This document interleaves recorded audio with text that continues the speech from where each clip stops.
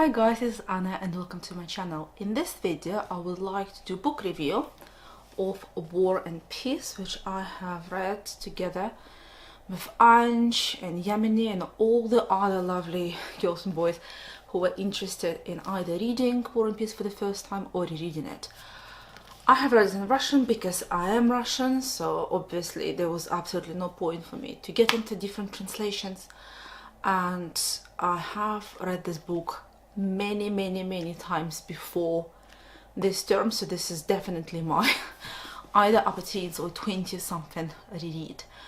I don't always read the entirety of the work, I read bits and bobs, and for that reason I found it extremely difficult to organize my thoughts about this book so I can record a review. So this is probably going to be a rather strange one. It is a large book. It is a book which requires prior knowledge of events of the Napoleonic Wars. I highly recommend that you read Wikipedia before you touch those books, because there is a lot of war in it. There's a lot of descriptions about different campaigns. However, I encourage you to read those war parts because they are as good as peace. So thinking about this review, I'm gonna try to sell the book to you if you've never read it, as a person who loves it. And I think I'm gonna talk about it from 3 different perspectives. So I'm gonna talk about a character development, I'm going to talk about the historical aspect, and the third bit I'm going to talk about is the language. The language as a Russian language, which not only explains the beauty of the language per se, but also explains a lot about the social, economic and cultural aspect of Russia at the time.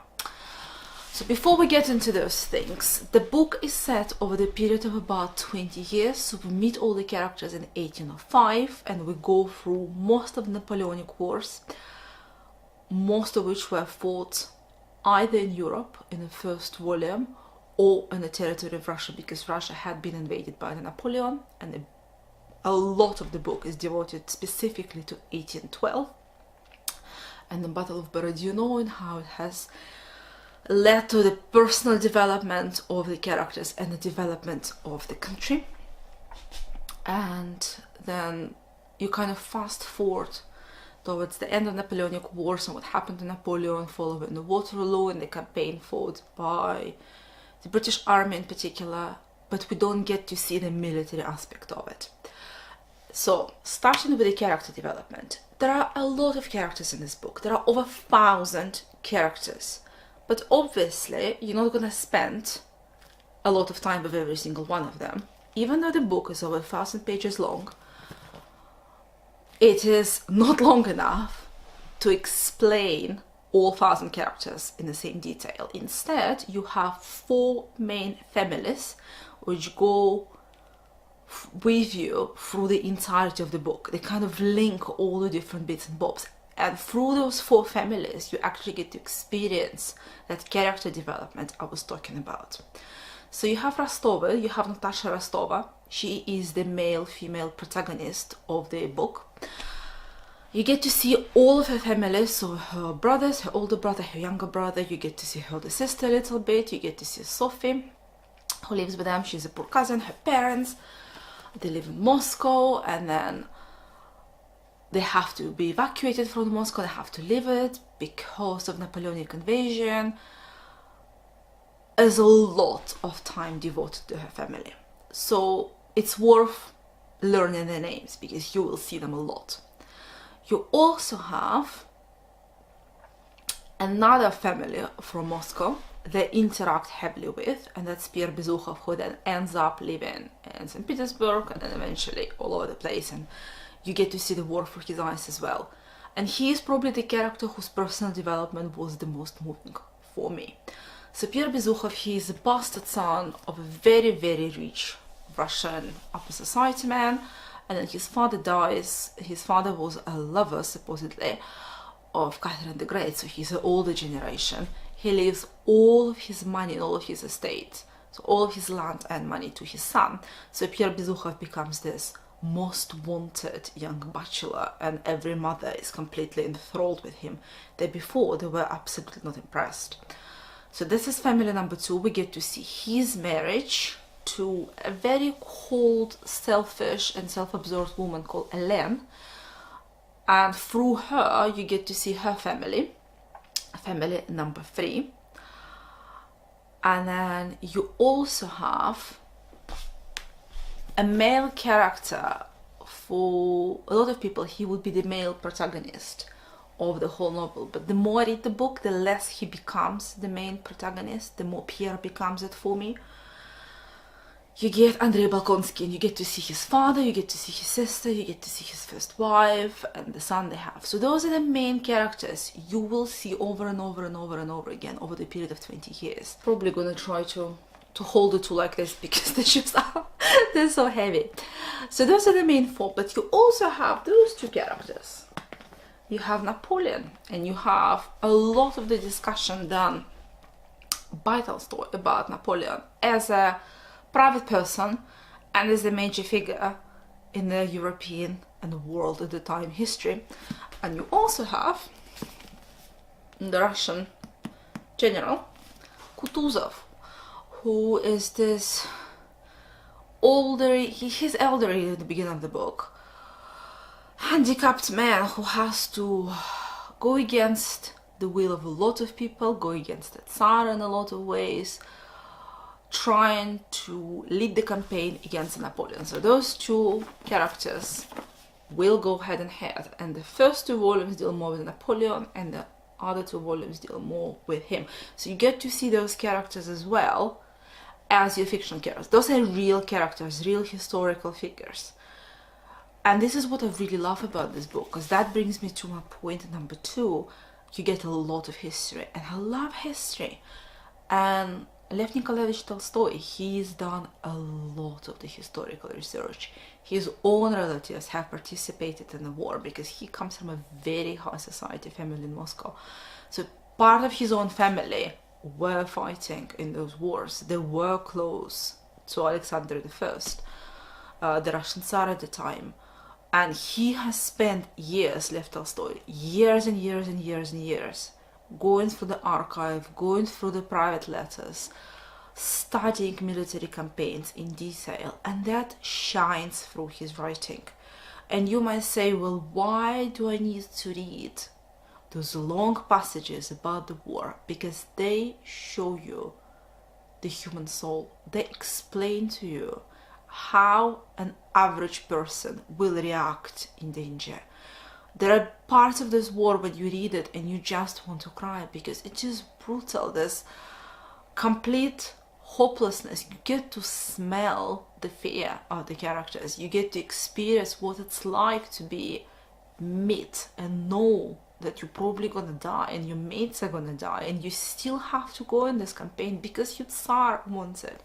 It's very difficult to a lot of European people to understand this, what they call a completely Russian trait of you dying for your Tsar being this God-given figure, and if he tells you to do something, you go and you bloody do it, even to the detriment of your own happiness. It's less me society, it's more of I'm a part of a larger machine, and yes, I'm a small part of it, but yet I need to contribute to a larger good.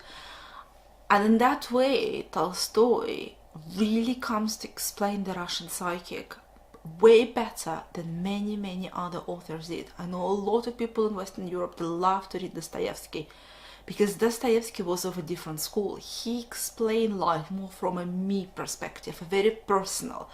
I feel shit. I need to deal with my shitty situation to the detriment of everyone else.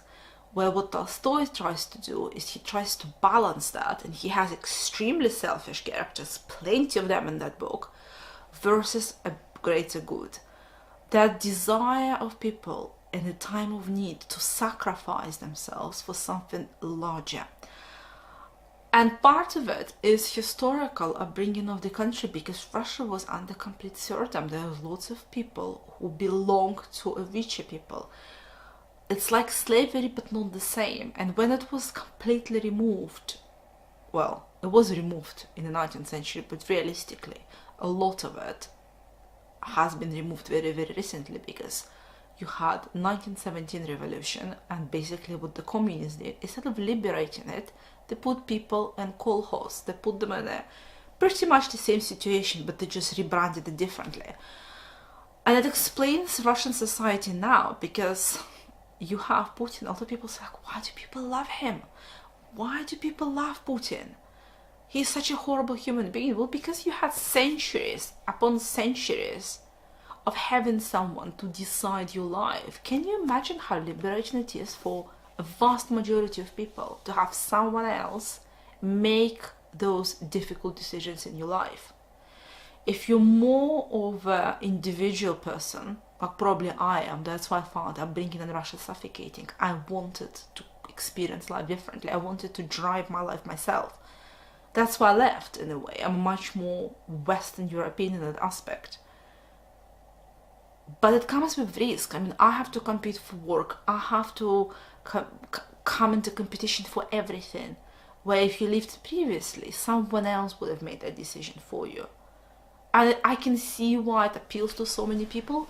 So if you want to understand the Russian psychic, a lot of it is really well explained in War and Peace. And I don't think that many people realize just what of a cultural phenomenon that book is. It's not just a work of fiction, it's not just a work of non-fiction interchanged between the two of them. It also really, really, really explains a lot about the Russian society as a whole. So that's the second aspect, and it's huge. And very often I pick up War and Peace and I reread it purely because I've spent half of my life living in the United Kingdom, and obviously it has had a huge impact on the way I look at the world. So sometimes when I talk to my relatives and I just go like inside me, like, I don't understand why. I read War and Peace and I understand why they did what they did. It helps me to reconnect with that Russian side of my upbringing, if it makes any sense. The third aspect, what makes that book unique for me and what makes me want to pick it up, is the language. And it's a bit of a problem for those of you who read it in translation, because out of interest I went to Waterstones and I have picked up 6 different English translations, and I've tried all 6 different translations for a couple of chapters, and it really enraged me, because a lot of those translations, they either put a lot of the translator into the writing, so it's someone else chewed up version of Tolstoy rather than your own understanding of his words, or it's done in a beautiful English with the detriment of understanding of the history and the Russian psychology as a whole. The best translation I have found, which I will recommend, is probably Orlando Figg's, and it does not come as a surprise. He is not a translator as a whole. He is a Russian historian. He knows his Russian history, and it shines in his translation, because you do need to know Russian history if you really want to fully engage with the book. But Tolstoy, Lev Tolstoy, he was one of the first people who tried to use the allegory when he struggled to explain a very difficult parts of a war or the inner turmoil the character was going through. He used references to nature a lot, and it's such a beautiful technique to use, because all of us can relate to nature. All of us would like to spend some time in a park or in a beautiful forest when we're tired, when there is so much crowding, and that's exactly what he does. So he uses old trees or the sky. A lot of the deeper philosophical meaning will come from one of the characters, and they will be somehow linked to the sky or to the nature. And I love it. And if I feel like my Russian is going away, sometimes I pick up the book and I read it because I want to improve my Russian. It's just that beautiful. It's great. I will recommend War and Peace to everyone. The more you read it, the more you get out of the book. The more you realize that the decision Lev Tolstoy did towards all of his characters was really well deliberated. There's nothing I would change about this book. A lot of the readers on the booktube and on the Goodreads in the group have complained about the two epilogues. They don't see the need, particularly for the second epilogue. And this is where I would disagree. You see, War and Peace is a book of two halves. You have the personal development and you have the larger development of the country. And it's a strength. The second half of the second half of the epilogue has nothing to do with me as a person. Forget about me in my selfishness. Think about of sacrificing yourself and looking at the broader sense of history. A lot of us, we tend to have heroes, like we think that this pop star is amazing, the music is great, or this political figure is fabulous, everything else in the country should go well. We tend to link all our hopes with one person. Like, think about American recent history. Think about Obama, when Obama was elected and everyone was like, yes, he's fantastic, he's fabulous, everything is going to change for the better. And then nothing really happened in the course of the next 8 years and everyone got so demoralized and so disappointed. What Tolstoy teaches you for War and Peace, and he summarizes his idea in the epilogue, is not single person is that bloody unique. Yes, you have those people throughout the history who come, and we tend to link everything that happened in the time period with them, but it's not the case. It's every single small person who is equally responsible and whose little life sacrificed for the greater good actually counts. And it's a very interesting philosophical idea, and one I used to struggle with a lot in science, because a lot of people in science think, oh, this is, I don't know, James Watson, and he's freaking amazing. That's why we now have DNA discovered.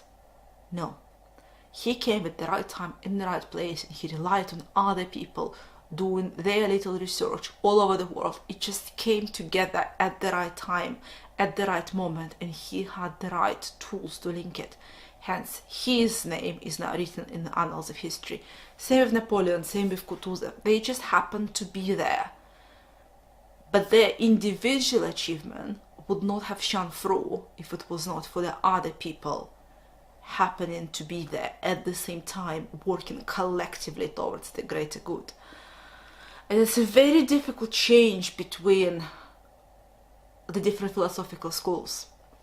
And that's what Tolstoy was all about. He was trying to explain how everyone is important. You can't overlook the small person who was the actual fighter, because the greater generals, they don't fight in a war. It's the small people who don't have that personal luxury of a free will, which will go and do stuff. I don't know, maybe if you read more about the history of Napoleonic Wars, that epilogue will come more into play, because it does use a lot of the actual historical archives.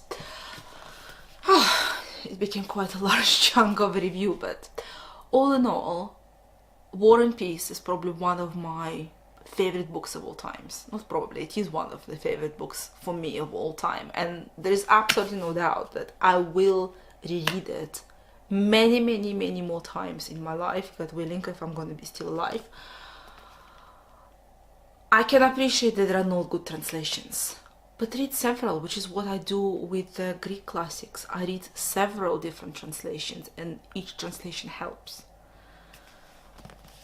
The book might be challenging, it might be frustrating at times, but it's all so rewarding. Thank you guys for watching. Let me know if you have read it, or you're reading, or you're thinking of reading War and Peace, and whether or not you found my review useful. Happy reading. Bye.